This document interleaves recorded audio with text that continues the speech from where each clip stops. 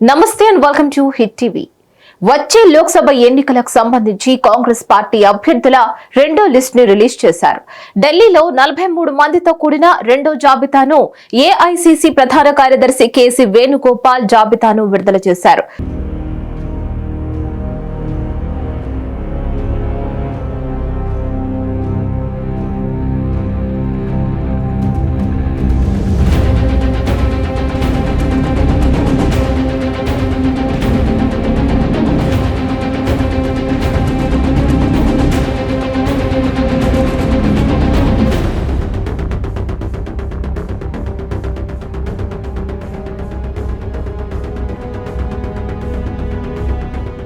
నిన్న సిఈసి సమావేశం జరిగింది. అస్సాం, మధ్యప్రదేశ్, రాజస్థాన్ నుంచి దాదాపు 43 మంది పేర్ల జాబితాను కాంగ్రెస్ అధిష్టానం క్లియర్ చేసిందని కేసీ వేణుగోపాల్ వెల్లడించారు.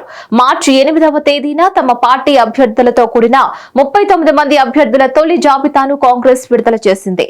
అయితే విడుదల చేసిన రెండో జాబితాలలో 10 మంది జనరల్ అభ్యర్థులు ఉన్నారు. మరో 13 మంది ఓబీసీ అభ్యర్థులు ఉన్నారు.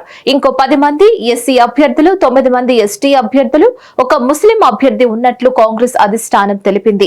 రాష్ట్రాల వారీగా చూసినట్లయితే అస్సాంలో 12 మంది, గుజరాత్ లో 7 మంది, మధ్యప్రదేశ్ లో 10 మంది, రాజస్థాన్ లో 10 మంది, ఉత్తరాఖండ్ లో 3, దమన్ అండ్ డయ్యూలో ఒక అభ్యర్థిని కాంగ్రెస్ ప్రకటించింది.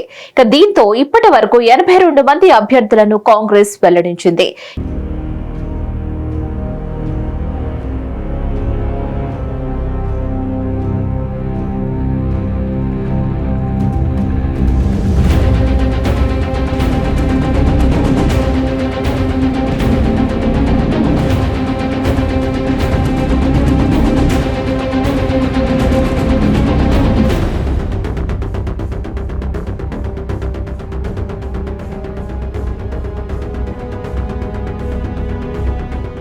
ఈ సందర్భంగా మాట్లాడిన కేసీ వేణుగోపాల్, పేదల కోసం, వారి అభివృద్ధి కోసం లోక్సభ ఎన్నికల్లో కాంగ్రెస్ పోటీ చేస్తుందని అన్నారు. ప్రజలకు ఇచ్చిన హామీలను కర్ణాటక, తెలంగాణలో కాంగ్రెస్ ప్రభుత్వం నెరవేరుస్తుందని అన్నారు.